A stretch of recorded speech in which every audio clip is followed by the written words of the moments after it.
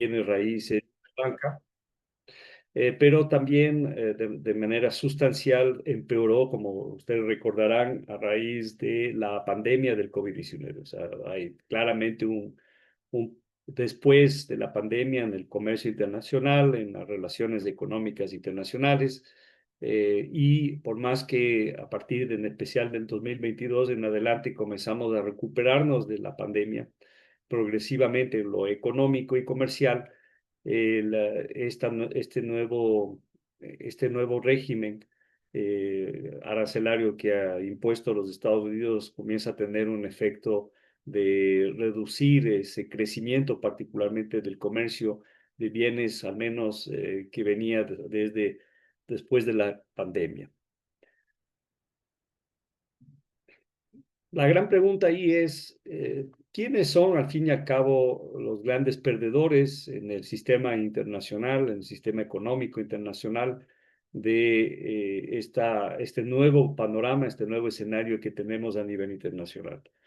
Más allá de los estados, que uno siempre piensa que es eso, definitivamente el principal perdedor de esta situación es el sector privado, porque al fin y al cabo lo que se genera con la nueva política arancelaria de los Estados Unidos es básicamente eliminar lo que hemos logrado al tener reglas de comercio claras, particularmente desde después de la Segunda Guerra Mundial, cuando se creó el nuevo sistema internacional y de manera específica el nuevo sistema económico internacional, el nuevo sistema multilateral de comercio específicamente, que lo que buscaba, entre otras cosas, era dar transparencia al comercio internacional y generar previsibilidad para aquellos empresarios, para el sector empresarial, el sector importador y exportador, ¿no es cierto? Aquellos que se dedican al comercio internacional.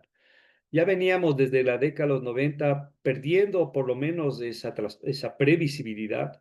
Se había dificultado un poco el comercio internacional con el estancamiento de la Organización Mundial de Comercio y la proliferación de los acuerdos o tratados de libre comercio que volvieron más difícil las reglas de juego y el entender qué es lo que cada uno tiene que hacer como empresario en el comercio internacional. Recuerden este famoso concepto del spaghetti ball, ¿no? Pero esto ahora se complica aún más, obviamente de manera particular y específica con los Estados Unidos, y esto no deja de ser significativo e importante porque todos aquí sabemos que Estados Unidos sigue siendo la economía más grande del mundo, sigue siendo un mercado de más de 300 millones de habitantes, sigue siendo un mercado con un alto poder adquisitivo en términos generales y sigue siendo para América Latina y el Caribe un mercado prioritario al cual debemos seguir trabajando para ingresar nuestros productos y vender cada vez más productos, bienes tangibles, pero por qué no, ojalá más adelante también servicios. Entonces, de nuevo, son ustedes aquellos que están haciendo negocios con los Estados Unidos y aquellos que quieren emprender en negocios con Estados Unidos, que se les ha vuelto la vida más complicada, ¿no? Porque definitivamente las reglas de juego que teníamos antes eran claras, sabíamos más o menos qué era lo que teníamos que prever. En la actualidad. La política que tiene el gobierno norteamericano quita estos dos elementos, al menos por el momento, y eso es, al fin y al cabo, preocupante y al final negativo para, vuelvo a insistir, los empresarios. El segundo gran perdedor, definitivamente, solo para su conocimiento, y es obvio, es la Organización Mundial de Comercio, que es la entidad, como ustedes saben, que se creó para justamente eh, estar a cargo del sistema, o sea, de los diferentes actores del comercio internacional, y por otro lado, del régimen del comercio internacional, o sea, vuelvo a insistir, a las reglas de juego. Ahí, bajo el paraguas de la Organización Mundial de Comercio, se lograron una serie de acuerdos justamente para generar transparencia, previsibilidad y reciprocidad. Esto es muy importante en el comercio internacional a nivel mundial. Esto progresivamente desde el año 47, cuando se dio la primera conferencia ministerial de lo que pasará a ser el GATT, y particularmente con los logros de la última conferencia ministerial del GATT, que fue la famosa Ronda Uruguay, donde se lograron negociar y acordar una serie de acuerdos bajo el GATT en ese momento, que son los que priman el comercio internacional actualmente. Entre esos los temas de servicios, propiedad intelectual, entre muchos más. Entonces, la OMC ya venía desde su constitución en el año 94-95, un poco de capa caída. Lamentablemente se les había dificultado el poder avanzar en negociaciones de acceso a mercado, en particular en el tema justamente de bienes, pero también en otros temas. Esta situación en la cual estamos en este momento, a partir de principios del año, solo termina complicando aún más el panorama de la OMC. Habrá que ver qué pasa con la institución. Ojalá perdure porque se requiere este tipo de organizaciones para monitorear y asegurar de nuevo que fluya el comercio internacional y que los empresarios puedan hacer negocios a nivel internacional. Bueno, un tema fundamental que hay que tomar en consideración, mis queridos amigos, es, al fin y al cabo, cuáles son los incentivos, para qué sirve la subida de los aranceles, porque eso ha sido lo que ha pasado en la práctica para los Estados Unidos. Y creo que esto es fundamental tomar en consideración para entender cuál es la estrategia que está detrás y, por otro lado, cuánto tiempo puede esto durar, si es algo más bien de corto plazo o es de mediano y largo plazo. El primer elemento que está claro es que lo que se busca es la protección y el fomento a la industria nacional. Entonces, un poco la intención que está detrás de estas decisiones es que regrese sobre todo las manufacturas, ciertas industrias que son sobre todo estratégicas a los Estados Unidos. Para esto se ha puesto, por un lado, estos aranceles recíprocos, pero también aranceles específicos a ciertas, por ejemplo, materias primas, insumos, recursos naturales, que se busca al fin y al cabo que terminen produciéndose en los Estados Unidos a mediano y largo plazo, así como a ciertos componentes, electrónica y tecnología que requiere los Estados Unidos. Y ahí tenemos como ejemplo el tema del acero y del aluminio, que tiene un arancel bastante alto, de nuevo, porque ya se lo había puesto en el primer periodo del presidente Trump, cuyo objetivo es, por la importancia estratégica de estos dos recursos minerales, el que se produzca en los Estados Unidos. Recordemos que esto es la base para prácticamente todos los procesos productivos, industriales y de manera particular, como ejemplo, la construcción, pero también para el desarrollo de armamento, algo que es obviamente estratégico. Recién se incluyó también al cobre con un arancel específico, y ahí el objetivo de nuevo es producir cobre en los Estados Unidos, que es un material, como ustedes saben, fundamental para sobre todo las nuevas tecnologías que se están desarrollando actualmente. A nivel de ya productos tecnológicos, el mejor ejemplo de un arancel específico es el de los chips. Hay una intención, inclusive ya desde antes del gobierno de este segundo término del presidente Trump, ya se lo había planteado de alguna manera por el presidente Biden, por los demócratas, que es buscar fomentar la producción de chips en los Estados Unidos por la importancia de nuevo estratégica que tiene para el desarrollo de nuevas tecnologías, y entre esas, reitero, el tema de los armamentos, que ahora cada vez más se vuelve lamentablemente esencial y fundamental, debido a que estamos viviendo una carrera armamentística de nuevo a nivel internacional, lo que realmente es lamentable. Y por ende habrá cada vez mayor producción de armamento y se requiere todo esto para ese objetivo. El segundo que se ha mencionado claramente es el tema de la recaudación. El gobierno norteamericano ha logrado de manera sustancial, significativa, aumentar las recaudaciones a través del incremento de los aranceles en lo que va del año, y desde que se puso la medida. Se habla de más de 200.000 millones de dólares recaudados hasta la fecha.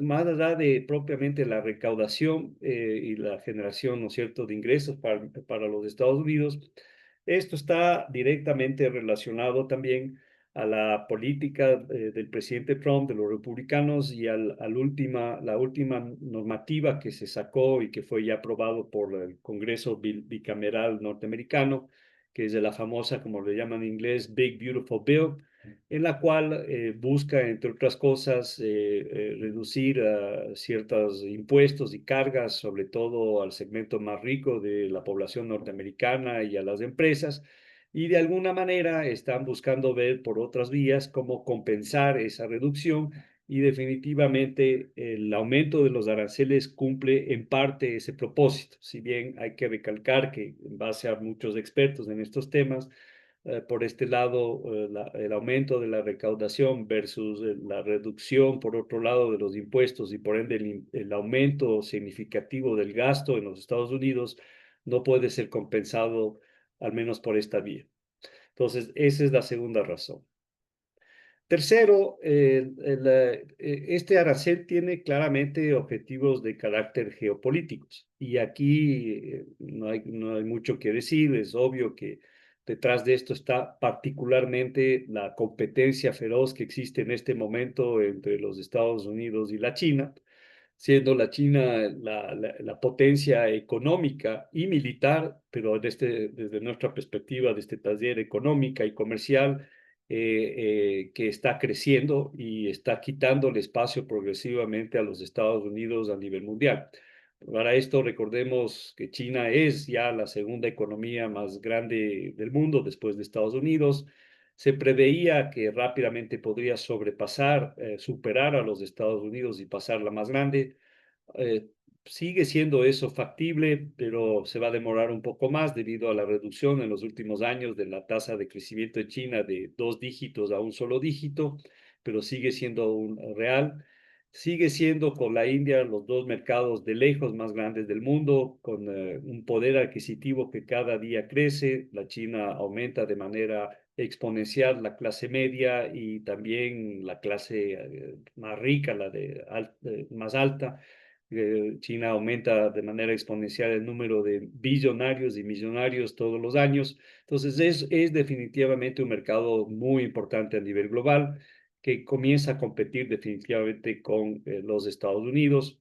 Adicionalmente, es el más grande exportador del mundo y uno de los principales países en vía de desarrollo que atraen inversión extranjera, si bien desde el COVID-19 esta tendencia ha ido a la disminución.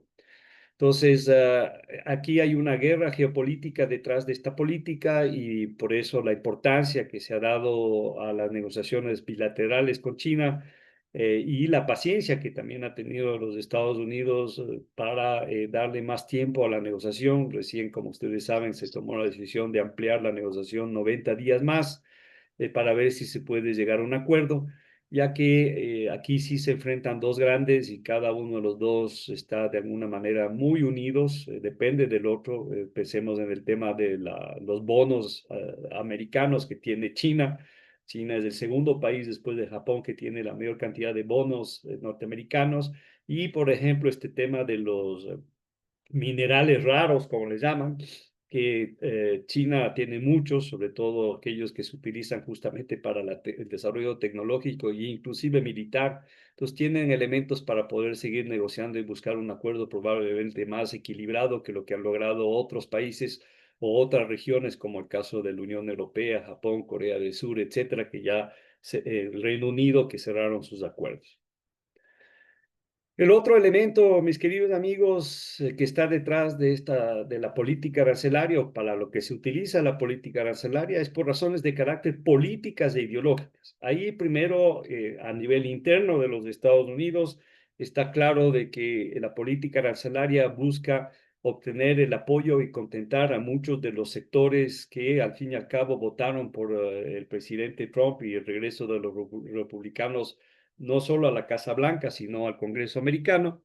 Estamos hablando, entre otros, todos estos sectores que tradicionalmente han sufrido y detestan la competencia internacional de las importaciones porque no pueden justamente competir con ellos. Estamos hablando en particular de la industria manufacturera en los Estados Unidos que sigue siendo en términos relativos intensiva en mano de obra, o que estamos hablando de industria, básicamente lo que llamábamos históricamente la industria pesada, pues estamos hablando de nuevo de la siderurgia y de sectores como el de las confecciones y textiles, el cuero y calzado, entre el tema entre muchos más. Entonces, ese es por un lado. Por otro lado, a nivel internacional, claramente se está utilizando los aranceles como una herramienta de carácter política e ideológica. Lo demuestra en el contexto de la región de manera particular y inicialmente el arancel superior que se le ha puesto en el contexto de la región a Nicaragua y a Venezuela, con quienes hay básicamente diferencias ideológicas fundamentales entre al menos aparentes, entre lo que, lo que piensa y hace los Estados Unidos y estos países, que son más bien dos países que son más cercanos a la ideología del socialismo del siglo XXI. Y por otro lado, el último elemento que fue Brasil, que aquí claramente el 50% que se le puso a Brasil, fuera de los aranceles específicos como al acero y al aluminio brasileiro, aquí tenemos nosotros claramente un tema puramente político por el apoyo que le da el presidente Trump y los republicanos al expresidente Bolsonaro, que está siendo juzgado por supuestamente haber buscado un golpe de Estado en las últimas elecciones. La siguiente pregunta que tenemos que hacernos es, y esta es trascendental y ya la había enunciado de alguna manera en mi exposición, es, ¿esta subida de aranceles vino para quedarse? O sea, ¿es realmente ahí sí una política comercial de los Estados Unidos que va a cambiar básicamente las reglas de juego del comercio internacional, como ya acabo de explicarlo? ¿O es básicamente una herramienta de negociación de corto plazo, específica, caso por caso, y que después a lo mejor podremos volver a un régimen más cercano al pasado o tal vez a una cosa totalmente diferente? Es difícil responder a esta pregunta, habrá que dejar que el tiempo pase, pero por el momento, y esto es trascendental para tomar decisiones a nivel empresarial, para aquellos que quieren hacer negocios con los Estados Unidos, no solo desde la perspectiva de las exportaciones, sino también de las importaciones, parecería que la política de subida de aranceles se va a quedar, se va a mantener en el tiempo. Y un poco la idea que tiene el gobierno actual de los Estados Unidos es mantener por un piso arancelario del 10% y de ahí tener un arancel más alto en base a diferentes criterios, particularmente los que están en pantalla. El 10% sería para aquellos países con quien hay una buena relación política y particularmente los Estados Unidos le vende más de lo que le compra a ese país, o sea que existe un superávit comercial a favor de los Estados Unidos. Y aquí hago una aclaración, estamos hablando exclusivamente de bienes, de superávit de bienes, porque si sumamos el comercio internacional, los negocios internacionales de los Estados Unidos y en el mundo, en el ámbito de los servicios, esta idea de que si un país tiene superávit o déficit cambia dramáticamente, porque los Estados Unidos es uno de los principales exportadores de servicio y tiene tendencia a tener superávit en servicios con muchos de sus contrapartes. Pero si quitamos esto, sí, efectivamente en el ámbito de bienes puede ser que en algunos casos exista más bien un déficit. Entonces, 10% sería aparentemente para aquellos países donde Estados Unidos vende más y de ahí para arriba estarían los países con los cuales tiene déficit o que por los criterios que están aquí hay que imponerles otro arancel, inclusive más alto. Entonces, veamos cómo está esto para específicamente América Latina. Aquí tienen ustedes los aranceles de la última reforma que se acaba de hacer. Entonces, de nuevo, el tema de previsibilidad no existe porque hasta hace poco se puso ciertos aranceles, ahora cambian esas reglas de juego de nuevo y eso, vuelvo a insistir, es nefasto para hacer negocios. Entonces, aquí está en el orden del 10%, están desde Guatemala hasta Uruguay.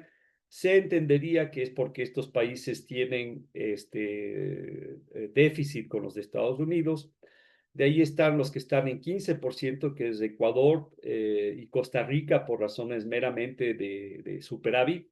Y Venezuela, que como ya lo expliqué al principio, es más por razones de carácter políticas. De ahí está el caso de Nicaragua, que sigue en 18% por razones políticas y geopolíticas también. México es un caso particular porque, como ustedes saben, al tema de México están atados varios de los criterios que vimos anteriormente. Por un lado, sí es un tema de carácter comercial, de la balanza comercial, pero también es un tema que tiene que ver con otros elementos que son trascendentales, fundamentales, esenciales para los Estados Unidos, sobre todo lo que es su agenda de seguridad. Y ahí está, uno, el tema de la migración y dos, el tema de la lucha contra el crimen organizado, que como ustedes saben, los carteles de México son muy poderosos y manejan no solo el tráfico de drogas, entre esos el fentanilo ahora y también la cocaína y otras drogas, marihuana, etcétera, sino también el tráfico de armas, tráfico de personas, etcétera, etcétera, etcétera. Entonces, ahí básicamente el gobierno mexicano ha logrado de nuevo una nueva prórroga, de nuevo el tema de la transparencia y previsibilidad. Ya no sé por cuántas prórrogas van, creo que por lo menos, Manuel, son tres, sino más, donde le siguen aumentando el tiempo. Y fuera de nuevo de los aranceles específicos al sector siderúrgico mexicano y al caso particular con México del sector automotor, donde ahí hay un arancel particular donde se ha buscado más o menos llegar a un acuerdo que no solo convenga a México, sino a las mismas empresas norteamericanas que tienen deslocalizada gran parte de su producción en México y que básicamente han hecho lobbying con el presidente y en Washington para lograr un mejor régimen que el inicial. Con México, básicamente se ha prorrogado 90 días más, no me acuerdo si son 90, pero un tiempo más adicional. No, a ver, no sé si te acuerdas, no creo que son 90 días. De nuevo, la excepción de lo que se le iba a volver a subir arancel. Y aquí hay que aclarar que estaría exceptuado de esta subida de arancel todos aquellos productos que están dentro del acuerdo, del nuevo acuerdo que justamente se negoció en la época del presidente Trump en el primer periodo con México y con Canadá. Entonces, esos productos podrían entrar bajo lo que está establecido en el acuerdo. Por el momento, insisto, por el momento, porque, por ejemplo, en otros casos como el acuerdo que tiene Colombia y Perú con Estados Unidos, ya no sería ese el caso. Entonces, de ahí está el caso de Canadá, que tiene 35% de arancel, algo verdaderamente inverosímil, tomando en cuenta la relación muy cercana histórica que han tenido los dos países, son fronterizos, están muy complementadas sus industrias, ambos son esencialmente países anglosajones, con excepción obviamente del Quebec, que es francófono, etcétera, etcétera, etcétera.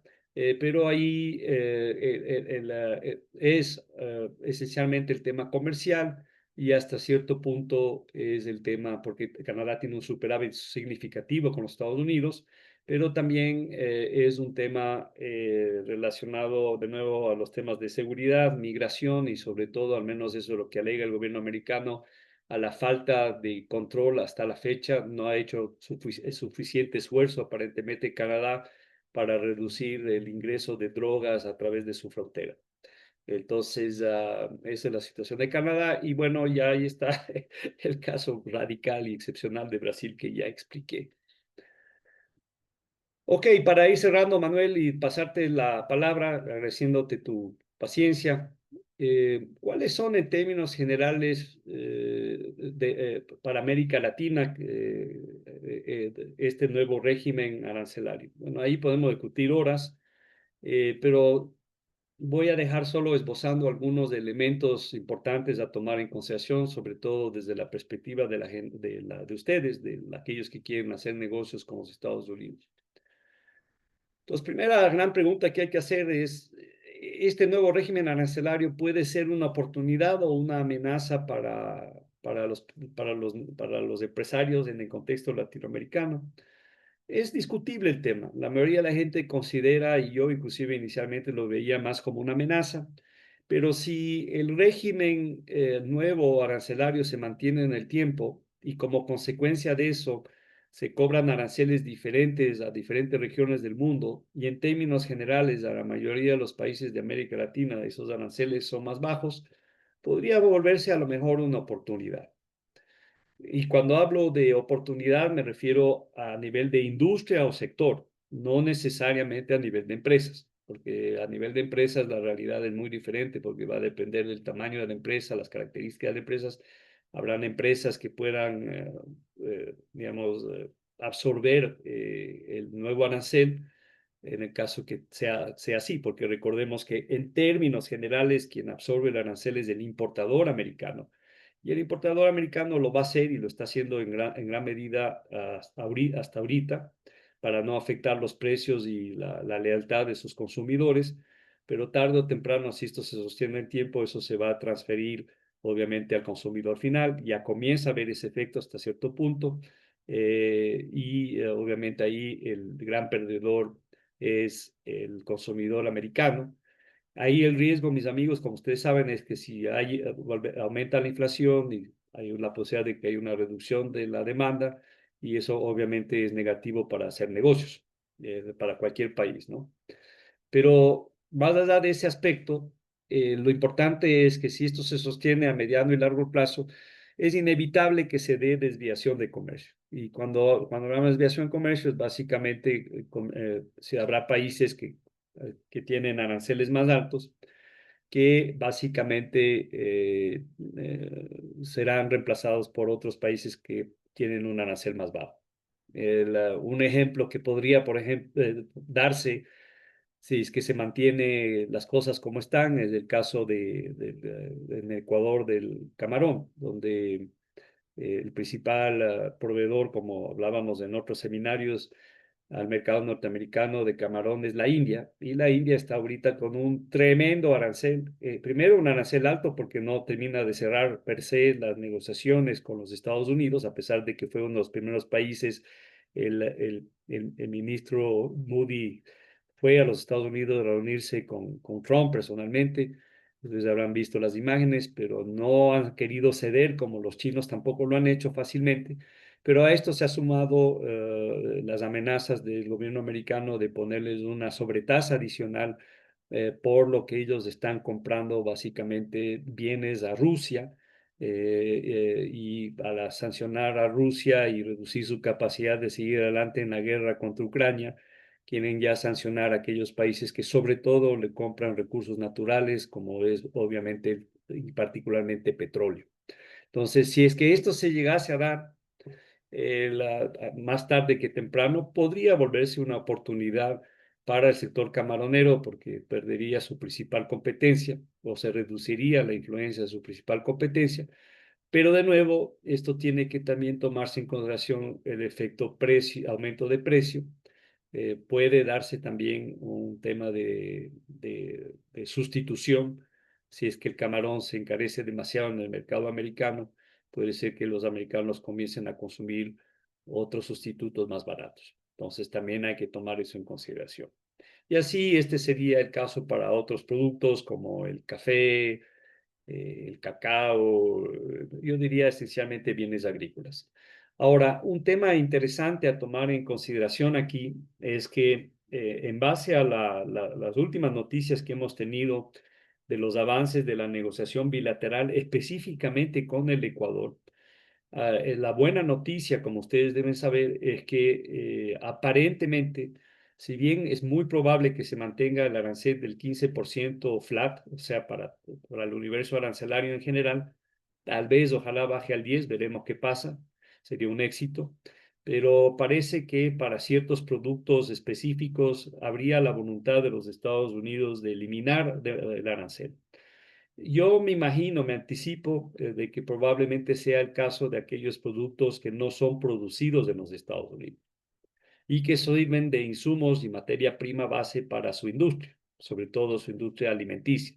Entonces, ¿de qué estamos hablando ahí? Estamos hablando de aquellos productos como el banano, el café, el cacao, etcétera, el mango, entre otros, que me imagino que a lo mejor con un poco de suerte no pagarían arancel, al menos los que entraban por nación más favorecida, porque de nuevo sirven como materia prima para la industria americana. No creo que vaya a ser el caso para aquellos productos que compiten con la industria americana y sobre todo con sectores que están muy afligidos. Ese sería el caso del camarón, probablemente el caso de las flores, entre otros. Entonces, habrá que ver cuál es el resultado de la negociación. Pero anticipo que si es que esto es verdad, por ahí irían las cosas. Entonces, eso también permite que algunos productos sigan pudiendo entrar en las mismas condiciones que en el pasado, o quién sabe, a lo mejores, pensando, por ejemplo, en el caso del mar. Ojalá.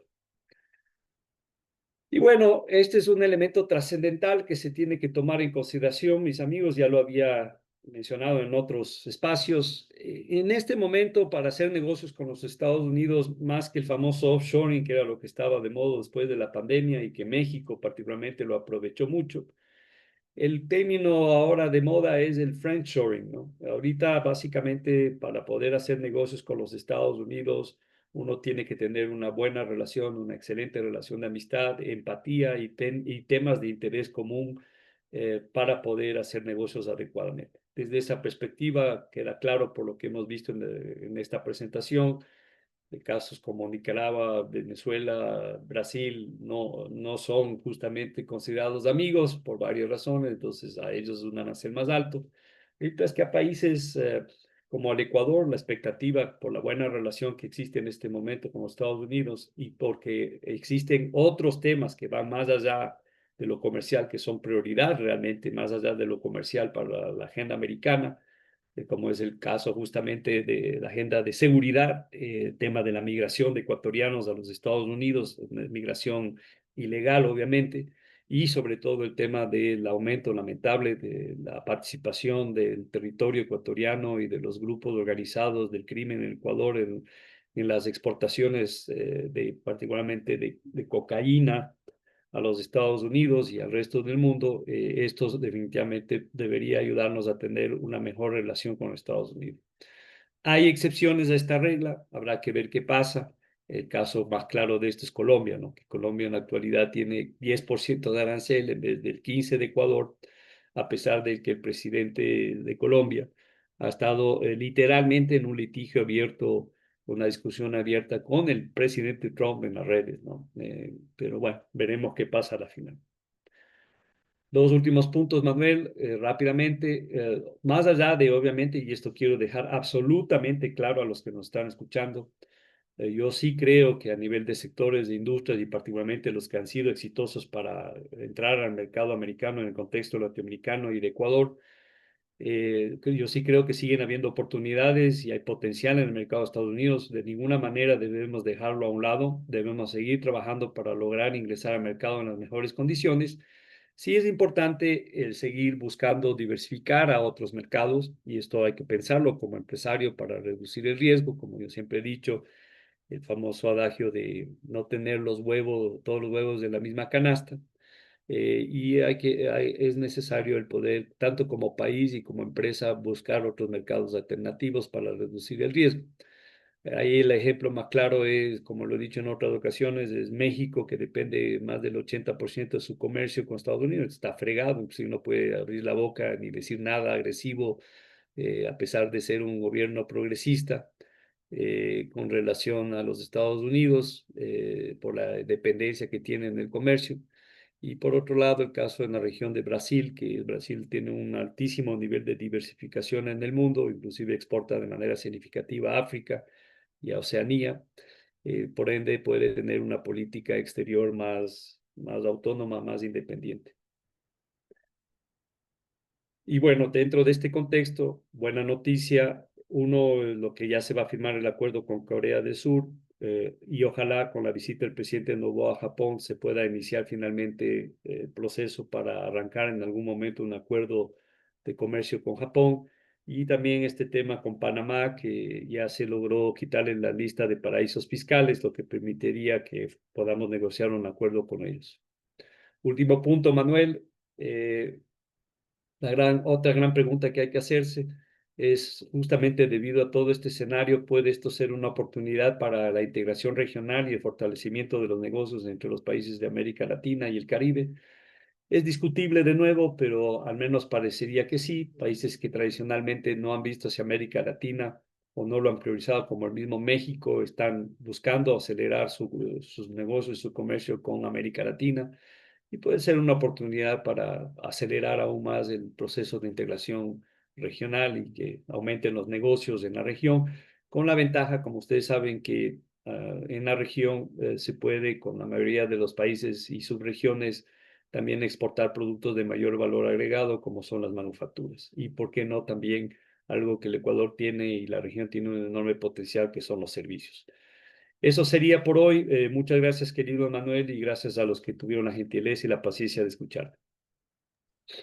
Muchas gracias, gracias Francisco, gracias por tu intervención y tu explicación clara de cómo es la situación actual en cuanto a normativa de importación, en cuanto a la parte arancelaria de Estados Unidos, que no aplica solamente para Ecuador. En este caso la mayoría de quienes están conectados probablemente son de Ecuador, pero también hay empresarios de distintos países de Latinoamérica, sino que es la situación que ha cambiado para todo el mundo, ¿no? Para Ecuador, para los diversos países de América Latina, Asia, Europa. Yo ahora voy y les recuerdo que al final del webinar vamos a dejar un espacio para preguntas, por favor. Si tienen alguna duda, alguna pregunta, pues con mucho gusto poderla compartir. Ahora, les voy a compartir ahora qué hacemos ante esta situación, ¿no? Porque justamente lo que mencionaba Francisco es muy importante. No quiere decir esto que de ninguna manera hay muchas empresas, en el caso de Ecuador, Perú, Colombia, que Estados Unidos es su principal socio comercial. Pues no quiere decir que vamos a dejar de lado Estados Unidos, no. Hay que adaptarnos, hay que entender un poco cuál es la realidad del mercado y cuáles son las nuevas exigencias y la normativa. Entonces, justamente en la parte que yo voy a presentar, voy a hablar justamente sobre esas estrategias para minimizar el impacto, porque hay una realidad. Y aquí hay empresarios que están conectados, a quienes saludo, que por ejemplo veo que, o recuerdo que su principal mercado es Estados Unidos. Entonces, no pueden reemplazar simplemente mañana si el 50, el 45% de sus ventas son Estados Unidos. No es tan fácil reemplazar ese mercado de un momento a otro. Hay que ir un proceso y hay que desarrollar ciertas estrategias para mantenerse también en el mercado. Y eso es un poco lo que voy a hablar. Aprovecho y los invito a quienes están conectados que nos sigan en nuestras redes sociales, en Instagram, Trojan Business Partners, donde ustedes van a ver siempre un poco distintos contenidos sobre eventos que estamos haciendo, capacitaciones y obviamente nuestros servicios, asesoría y acompañamiento a empresas que quieren vender acá al mercado de Estados Unidos. Yo estoy particularmente in situ en el mercado, en la ciudad de Miami, y tenemos una oficina en Ecuador también. Así que nuestro equipo está conectado, así que le pido a Enrique, por favor, que ponga también el link de contacto en caso que alguien quiera contactarse con ustedes en nuestra oficina en Ecuador, que ahí está el equipo operativo, pero obviamente atendemos a empresarios de cualquier región, de cualquier país. Entonces, primero que nada, hay que entender, ¿no?, que las condiciones de mercado cambiaron desde abril de 2025, que fue cuando se anunció esta nueva política arancelaria. El panorama aún es muy cambiante, puede ir mejorando para ciertos países o puede empeorar, pero ahora todo se calcula sobre una base arancelaria del 10%. Ya no existe esto de un arancel del cero hasta que sea dicho lo contrario, que con algunos países se está avanzando. En el caso de Ecuador, por ejemplo, por propias declaraciones de la Secretaría de Comunicación de la Presidencia de Ecuador, que hay una propuesta para reducir los aranceles de Ecuador. Habría que ver si también es a otros países, habría que ver a qué tipo de productos. Todo eso todavía está en las expectativas. Pero incluso hay que entender, porque esta pregunta me la han hecho antes, que hay personas que dicen, pero lo que pasa es que tal país sí tiene un acuerdo comercial y no paga el arancel. No, e incluso los países que tienen acuerdos comerciales o que firmaron los tratados de libre comercio en la década de los 90 o en el 2000, también están pagando aranceles, que es el caso de Colombia, es el caso de Perú, es el caso de México, que como vimos tienen unos aranceles en algunos casos del 30-35%, el caso de Canadá, Chile, Costa Rica, etcétera. Es decir, cambió la normativa para todos, ¿ok? Aquí está un poco lo que mencionó Francisco, ya no voy a hablar. Quiero ser muy claro aquí en esto. Esto se empezó a aplicar desde el mes de abril con un 10% a todos los productos. Ese es el nuevo piso arancelario, el 10% a todos los productos. Pero el pasado 1 de abril se anunció ya los nuevos aranceles que van a estar vigentes por los próximos 3 meses. Y aquí es cuando, por ejemplo, al Ecuador, a Costa Rica, le pasan un arancel del 15%, justamente por un tema de que estos países, así como otros, tienen un déficit comercial. El caso de Brasil es un caso particular, como lo menciona Francisco, por un tema político, pero el resto de países tienen un 10%. Hay otros países de Asia que tienen un 20, un 30%, como es el caso de India, Vietnam, entre otros. Entonces, esta nueva actualización es desde el 7 de agosto que están vigentes estos aranceles. Sabemos que en el caso de Ecuador se encuentran en negociaciones, así como otros países también deben estar haciendo negociaciones directamente bilaterales. Eso es muy importante. Ya son negociaciones directamente entre los países, ya sea Ecuador, Perú, Chile, etcétera, con Estados Unidos directamente. Ya no son negociaciones multilaterales dentro de la OMC, sino que es directamente entre los países. Y pues hay que estar atento a ver cuáles son esos cambios. Pero ¿qué hacemos hasta mientras? Porque obviamente no podemos, el comercio sigue, la demanda, yo vivo acá en Miami, en Florida, hay un comercio de productos, los supermercados siguen llenos, las tiendas siguen llenas y la gente sigue consumiendo. Entonces, se estima que hasta finales del 2025 se refleje probablemente un crecimiento en los precios al consumidor, ¿no? Hasta ahora no se lo ha sentido tanto, ¿ok? Porque probablemente ese arancel del 10% que ha estado por 3 meses lo está asumiendo probablemente el distribuidor, el importador o la propia empresa exportadora. Pero obviamente eso ya está incrementando para algunos países. Imagínense productos de Asia, por ejemplo, que ya tienen un arancel más alto. Actualmente estas medidas, ¿qué es lo que sí está afectando? Principalmente a productos alimenticios suntuarios o gourmet, que no son de primera necesidad, porque obviamente son donde el consumidor, el mercado empieza a reducir el consumo porque no lo veía tan necesario. Pero en el caso de Latinoamérica, y aquí vemos que hay personas conectadas de Perú, de Colombia, de Argentina, me parece también vi unos cuantos, todo lo que producimos en Latinoamérica, vamos a ver, lo que produce Ecuador, lo que produce Perú, lo que produce Colombia, que producen muchos productos agrícolas, frutas, vegetales, productos del mar, son productos que Estados Unidos no produce en su mayoría. Entonces, eso, por eso no está afectando tanto, porque no es que es más barato comprar producción local, porque simplemente no existe. Diferente es el caso del camarón. Estados Unidos sí tiene una industria acuícola y una industria de camarón ya un poco más fuerte. Lo mismo el atún en conservas. Entonces, allí sí la situación es diferente. No, pero el gran porcentaje de productos alimenticios que llega desde Latinoamérica a Estados Unidos, más del 50% no se produce acá en Estados Unidos. Entonces puede haber una afectación en cuanto a la demanda por el incremento de precio, pero no un reemplazo por producto local, porque simplemente no hay producción local, por temas de climas, diversos temas. Entonces, eso es muy importante tenerlo en cuenta. Ahora, ¿qué hacemos hasta mientras? Porque no podemos esperar hasta que el arancel baje para retomar las negociaciones o para seguir atendiendo al cliente con el cual venimos haciendo negocios hace 5, 10, 15 años. Entonces, yo voy a mencionarles algunas estrategias y por favor invito a quienes están aquí, si aquí tenemos exportadores que ya estén desarrollando esto o están teniendo problemas, si por favor pueden mencionar su caso y al final les damos incluso la palabra para alguna pregunta que puedan tener. Primero que nada, y esto es algo que empieza, digamos, a hacerse un boom o una necesidad a raíz de la pandemia, ¿no? Es el de pasar de vender FOB o SIF a vender un producto DDP o un producto nacionalizado. Eso se está haciendo cada vez una necesidad muy importante, que es una estrategia que implica vender sus productos ya puestos en la bodega o a donde el cliente les diga que debe poner el producto. No, si estamos pensando en que vamos a vender FOB o SIF, el cliente va a seguir comparando en base a precio y en base a dónde está el arancel más bajo. Pero si ya uno negocia con el cliente y le dice, mira, te voy a poner este contenedor o estos 3 pallets puestos en tu bodega, ya ustedes les están entregando todo el servicio. Por supuesto que eso es más trabajo, es más riesgo, pero se permite compensar porque están compensando ese incremento de precios o aranceles en un tema de servicio y que les están quitando ese dolor de cabeza al empresario.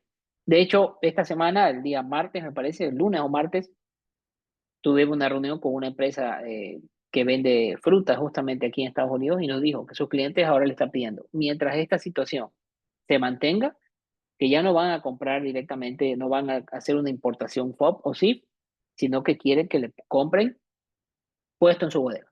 Que ellos no quieren ya lidiar con eso, de saber de pagar los taxes, que le pongan en su bodega y que le diga cuánto le va a costar por caja y por pallet. O sea, están pensando ya de otra manera.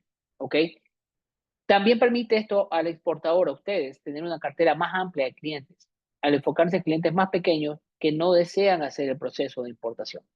Insisto, alguien en algún momento en webinar me dijo, oiga, pero eso es más trabajo. Sí, por supuesto, es más trabajo, porque en vez de enfocarnos en 4 clientes que nos compraron 3, 4 contenedores, ahora debemos enfocarnos en más clientes que nos compren el mismo volumen, pero son clientes donde el precio probablemente hay márgenes para negociar. ¿Ok?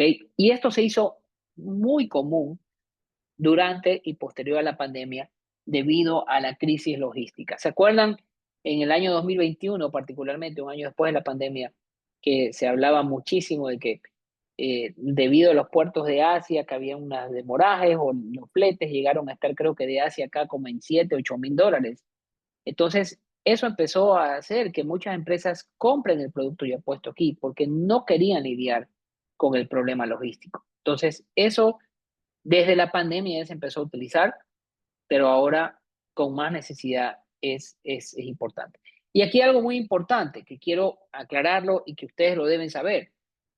La normativa de Estados Unidos permite crear empresas, hacer un soft landing que le llamamos, y operar como importador sin necesidad de vivir en Estados Unidos. O sea, y luego lo podemos conversar, es una de las cosas que nosotros ayudamos a nuestros clientes, es ustedes como exportadores pueden crear una empresa aquí sin necesidad de vivir acá legalmente y lo que hacen es, hay empresas de servicio como warehouse, empresas de logística, donde van a almacenar el producto y ellos le entregan el producto en el warehouse de su cliente. Lo que ustedes tienen que seguir manejando es la parte comercial, por supuesto. Entonces, eso es importante tenerlo en cuenta. Bueno, aquí está un esquema tradicional de cómo era la exportación, digamos, de manera tradicional, de la empresa exportadora le vende a la importadora, este a su vez a un distribuidor. Muchas veces es el mismo, pero en otras situaciones no, depende del producto, y este a su vez le vende a los supermercados, etcétera. ¿No? Entonces, aquí esto se va, esos márgenes se van repartiendo entre los distintos clientes. Ahora, bajo esta figura de vender nacionalizado, es que muchas veces ustedes pueden crear una empresa acá, y ustedes directamente le venden al distribuidor o a través de canales de comercio electrónico. Y ustedes, este porcentaje, ¿no? Este margen que normalmente tenía el importador, ¿verdad? Ustedes lo pueden controlar, porque ahora es una empresa creada, perdón, dicho, controlada por ustedes mismos y les permite, quiero ser muy claro, no es para vender más, es para mantenerse, para mantener la operación y para reducir ese impacto de ese arancel. ¿Ok? Eso es muy importante. Otra estrategia, enfocarse en distribuidores. Existen muchos más distribuidores que importadores, una proporción de 4 o de 5 a 1. ¿No? Estos distribuidores suelen más ser especializados por categoría. Aquí en Estados Unidos y quienes hacen negocio en Estados Unidos saben cómo funciona. Aquí hay un distribuidor especializado para frutas exóticas, otro distribuidor especializado para bebidas, otro distribuidor especializado para bebidas alcohólicas, otro para snacks, otro para productos del mar, etc. Sin embargo, no todos los distribuidores importan. Muchos de ellos compran el producto localmente a alguien que ya lo está comprando aquí.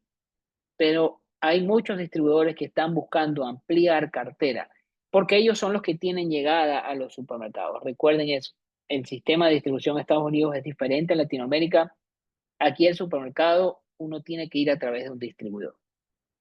Entonces, esto permite a la empresa exportadora, a ustedes, a través de una creación de una empresa aquí, el asumir o reducir el margen como importador, permitiéndole competir, más que nada. Imagínense, aquí estamos hablando de, voy a dar un caso, una empresa de Ecuador que quiera vender snacks o quiera vender plátano, ¿ok? Plátano fresco. Y va a competir con el plátano de Guatemala, con el plátano de Colombia, donde ya de por sí hay una diferencia de un 5% de arancel. Olvidémonos de lo que va a pasar, de que va a haber una negociación, de que probablemente van a bajar los aranceles. Ya de por sí, ese exportador está entrando con un 5% de ventaja versus la competencia en un commodity, que en un commodity es mucho más sensible el tema, porque diferente es cuando es un producto con valor agregado. Entonces, ¿qué es la manera? Enfocarse en el distribuidor. En ese distribuidor que probablemente no está vendiendo plátano, que está vendiendo a lo mejor otras frutas exóticas, y diga, bueno, ¿sabes qué? Sí, mándame 4 o 5 pallets y los voy a vender. Pero tiene que vendérselo a ellos para ustedes poder absorber ese margen que el importador normalmente lleva. Les voy a dar un ejemplo concreto. Si ustedes hacen una búsqueda en herramientas o en cifras oficiales, ¿cuántos importadores de snacks, llámese de plátano, de yuca, cualquier snack, existen en Florida registrados? Deben ser más o menos entre 110, 120 aproximadamente. Importadores, empresas que hacen la importación. Sin embargo, ¿cuántos distribuidores de snacks en Florida hay? Es decir, que no importan, pero que lo compran acá y ya lo distribuyen a los supermercados. Son no menos de 500 empresas y que no es más. Pero hay que hacerles ese trabajo de traerles el producto y ponerlos en la bodega de ellos. Esa es otra estrategia. Otra estrategia importante, ir también atendiendo de mejor manera otros canales como el food service, o en Latinoamérica como le llamamos el canal Oreca, que son los hoteles, los restaurantes, las cafeterías. Si bien es cierto, no vamos a reemplazar el supermercado. Yo vivo acá en Miami, yo sigo yendo a comprar a Walmart, a Winn-Dixie, a Publix. Eso no se reemplaza. Es muy importante lo que el retail, el supermercado vende, ¿ok? Pero también el canal de food service está creciendo muchísimo. ¿Qué es el food service? Todo lo que atienden a restaurantes, cafeterías, hoteles. Ese es un canal también muy importante. Se estima que en la categoría food service en Estados Unidos, el tamaño de ventas en el 2024, apenas el año pasado, fue de 1.2 trillones de dólares. Entonces, ese es un segmento que está creciendo. ¿Y cuál es la diferencia? Que como ustedes saben, el food service, los restaurantes para hoteles, lo usan como ingrediente para sus recetas, para sus platos, para sus necesidades en los hoteles, en la industria de cruceros, etcétera. Existe menos vulnerabilidad al precio. Se prioriza calidad y servicio en la entrega, distribución.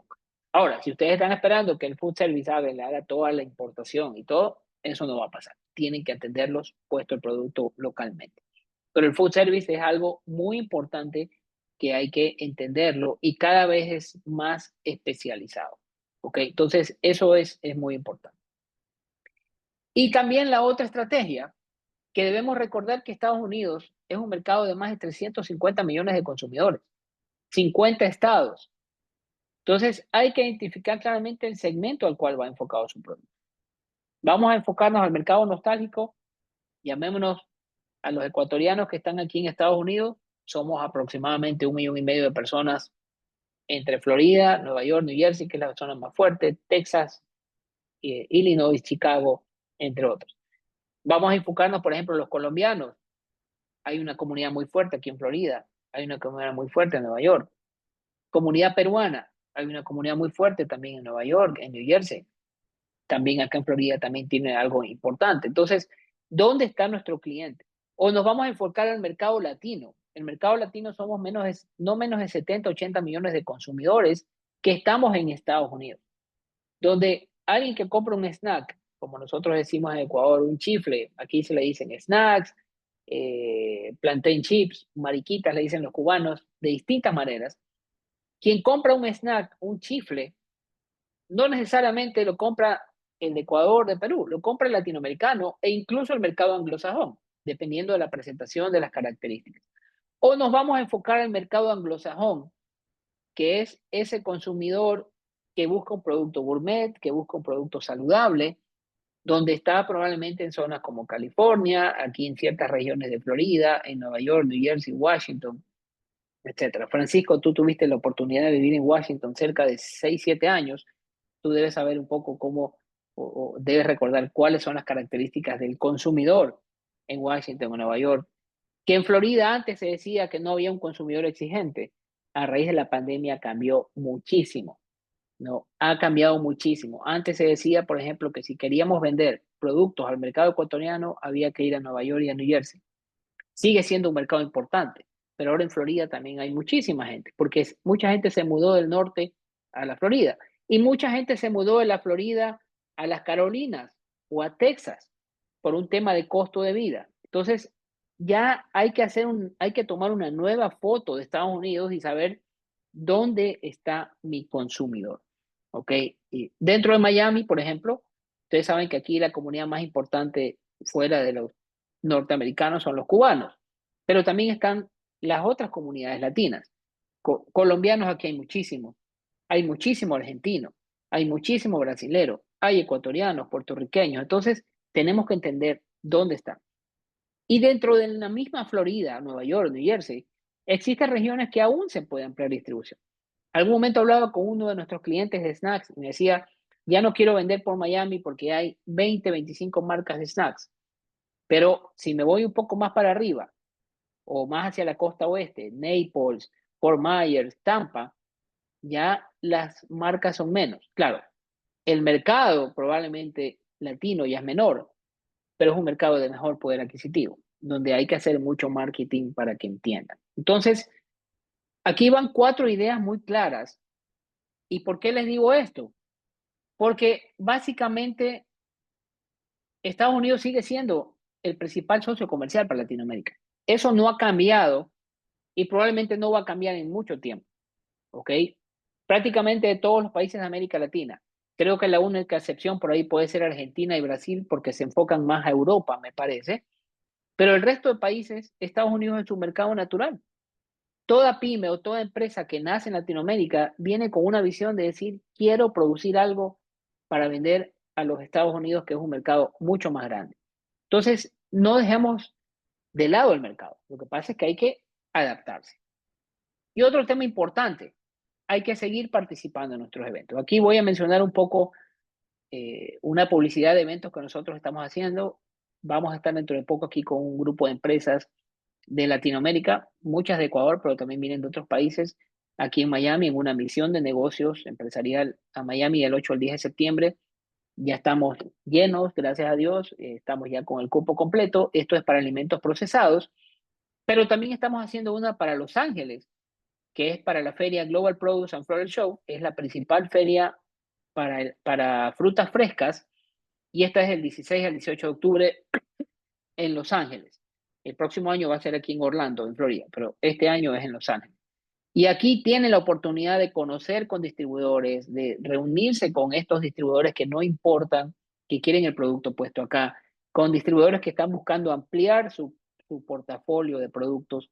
Entonces, los invito a que si alguien quiere tener información de este evento, se contáctense con nosotros. Enrique, por favor, pon los datos y darles para que se puedan contactar con nuestro equipo en Guayaquil, porque hay que actuar ya. Es muy importante. No podemos esperar a que los aranceles bajen. No sabemos si van a bajar. Hay que actuar ya y adaptarnos a la realidad nueva de mercado. ¿Ok? Y bueno, finalmente mencionar un poco de quiénes somos. Damos servicios en acompañamiento de negocios aquí en Estados Unidos. Un gusto que se hayan conectado quienes no hemos tenido el gusto de trabajar con ustedes o conocerlos. Vamos a dejarles nuestros datos para poderlos con mucho gusto apoyar aquí en Estados Unidos. Nuestros servicios, inteligencia comercial, asesoría personalizada en alimentos principalmente, soft landing, todo lo que es ayuda en FDA compliance y desarrollo comercial de negocios. Y finalmente, unas conclusiones antes de ir a las preguntas.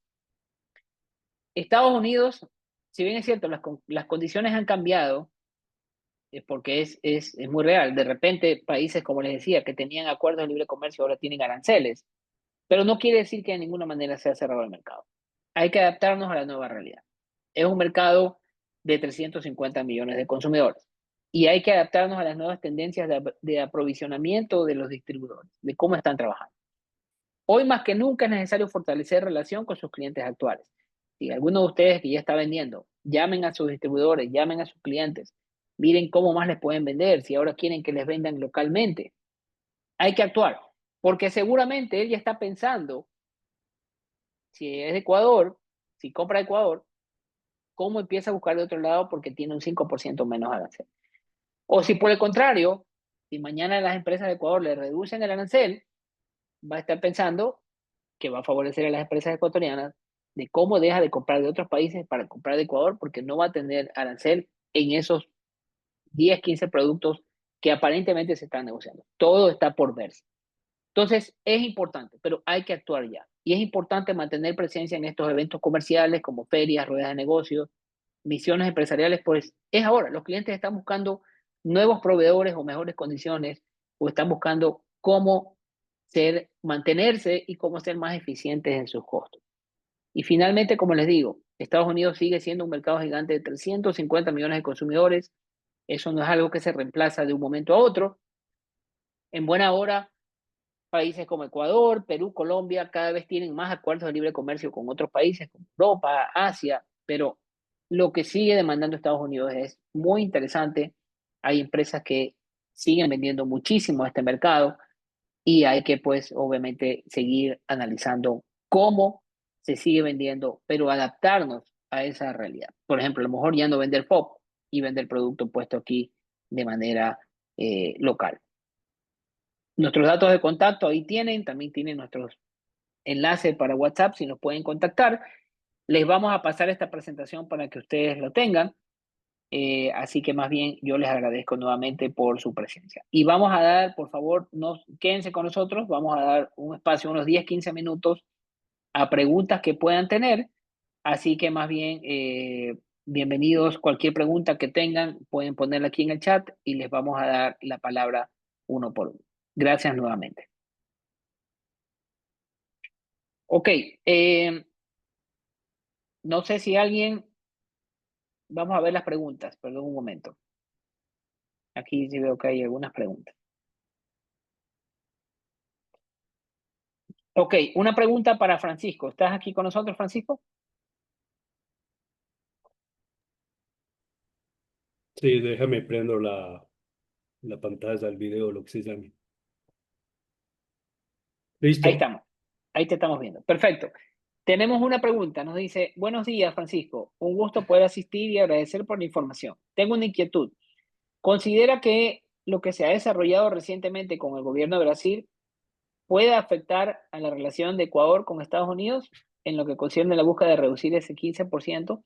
Se refiere a a este reciente viaje del presidente de Ecuador que estuvo en Brasil con Lula, y si eso podría afectar la relación con Estados Unidos. No creo, francamente, no le veo que tenga un efecto significativo el hecho de que el presidente Noboa y su delegación hayan visitado Brasil.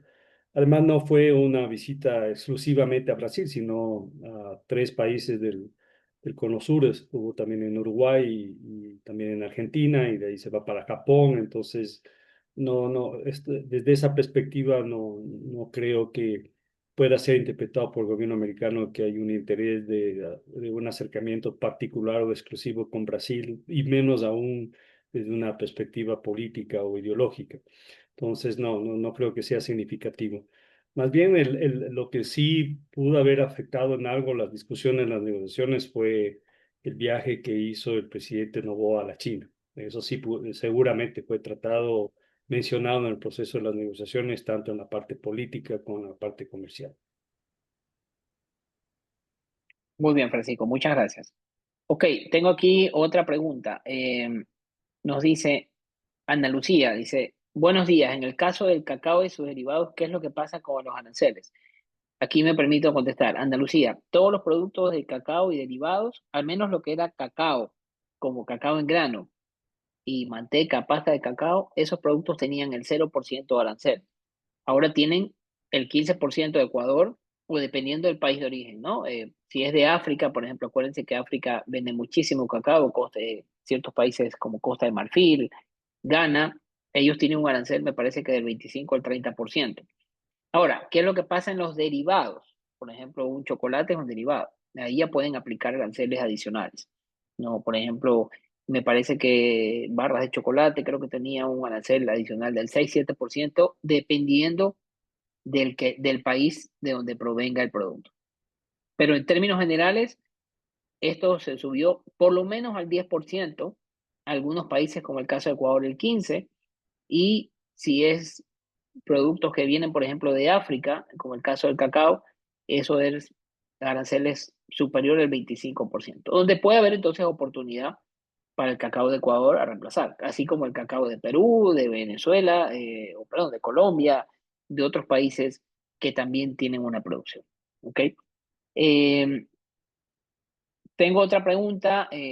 Dice José Rivadeneira, dice, buen día. ¿Cómo afecta el cambio de la eliminación de minimis a las empresas y consumidores ecuatorianos? No sé, Francisco, si tú quisieras comentar esto.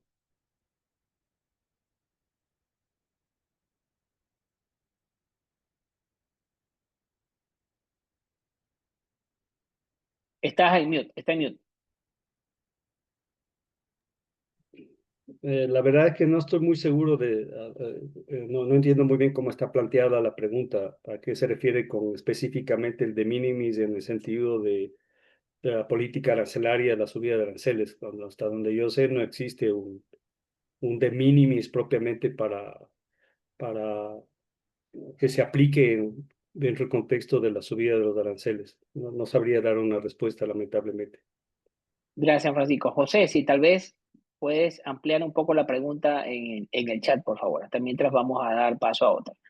Otra pregunta que nos hacen, dicen, en relación a la estrategia de food service, ¿hay oportunidades para desarrollar productos de mayor valor agregado con la finalidad de diversificar snacks a base de banano? Sí, por supuesto, habría que analizar en base al producto, al tipo de producto específico, a qué tipo de segmento puede venderse. Por ejemplo, en el food service, una cosa es lo que son cafeterías, que por ejemplo para el tema de snacks es muy interesante, o también para lo que son pequeñas cadenas de restaurantes, ¿no? O de hoteles. Hoteles también venden muchísimos snacks. Por ejemplo, todo lo que son los hoteles aquí del sur de la Florida y del Caribe también, que muchas veces compran desde aquí, desde Florida, como por ejemplo Puerto Rico, que tiene el mismo tratamiento arancelario. Entonces va a depender un poco del producto y también, Valesca, yo me atrevo a decir también, va a depender del segmento. Es decir, si vendes snacks, no quiere decir que ya no se pueda vender a retail, pero yo buscaría retails o cadenas de supermercados más gourmet o más especializadas que no sean tan sensibles al precio. Por ejemplo, un Whole Foods, Trader Joe's o cadenas donde es más la calidad y la diversificación que un precio del producto como es el caso de un Walmart. Entonces, eso en cuanto a esa pregunta. Creo que no tenemos más preguntas. No veo más preguntas. Déjenme ver. Ahí alguien está escribiendo. ¿De qué manera se diferencia la primera estrategia, vender DDP, de la estrategia de enfocarse en distribuidores? Al ser clientes más pequeños existe la tendencia. Sí, correcto. A lo que me refiero, Andrea, es que hay muchas empresas que venden FOB normalmente, que creo que ahora igual también deben analizar la opción de venderle a ese gran mayorista, a ese importador, venderle la opción de venderle ya puesto el producto acá. Es decir, ir a través de un importador, pero ponerle el producto aquí con el fin de evitarle a ellos el tema de los nuevos impuestos. Es una manera de poder asumir absorber ese costo adicional. Es a eso que me refiero.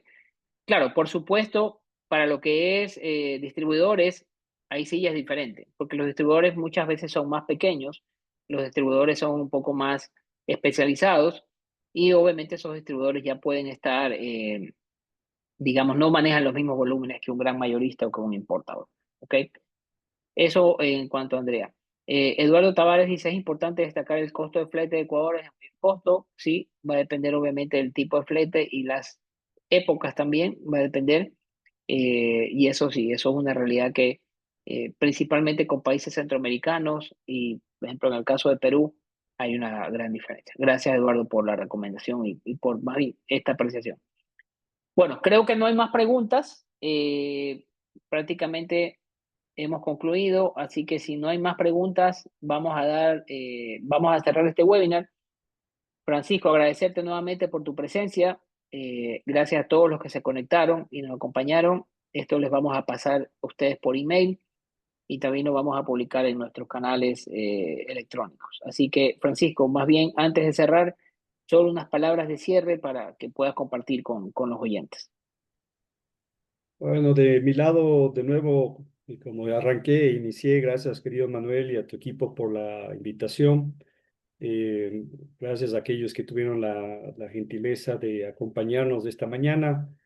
Recordarles el mensaje que tanto Manuel como yo les hemos insistido en el proceso de esta mañana, en el sentido de que por más que haya cambiado el entorno del comercio, de las exportaciones, particularmente del comercio exterior con Estados Unidos, de ninguna manera esto significa que no existen oportunidades, simplemente como ha sido el caso siempre para los empresarios, van a tener que adaptarse y entender, y para eso necesitan información, entender mejor cuáles son las nuevas reglas de juego y un poco el objetivo de este seminario que organizó Manuel tiene ese propósito. Y finalmente, recomendarles de que sigan trabajando o que trabajen con Manuel y su equipo.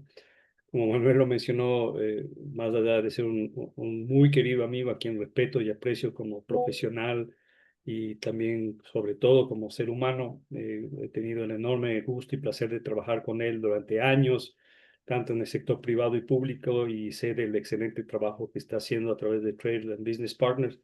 Es definitivamente una opción que les va a ayudar a facilitar tanto el ingreso de sus productos al mercado norteamericano como aquellos que ya están exportando, mejorar sus capacidades y ampliarse a otras regiones de los Estados Unidos, donde prácticamente la oferta exportable latinoamericana y en el caso particular de Ecuador casi no está presente o simplemente no está presente. Eso, de mi lado, muchas gracias de nuevo a todos. Hasta una próxima ocasión. Muchas gracias, Francisco. Bueno, gracias a todos quienes nos acompañaron. Les recordamos, vamos a compartir esto. Tienen también nuestros datos de WhatsApp para que se puedan comunicar con nuestro equipo. Gracias a Darlis y a Enrique que estuvieron presentes hoy. Y bueno, estamos a las órdenes para poderlos apoyar. Y Dios mediante, nos veremos pronto en una próxima ocasión sobre algún evento adicional que organicemos o incluso uno de los eventos que organizamos acá en Estados Unidos a los cuales los invitamos. Gracias nuevamente y un excelente día para ustedes. Hasta luego.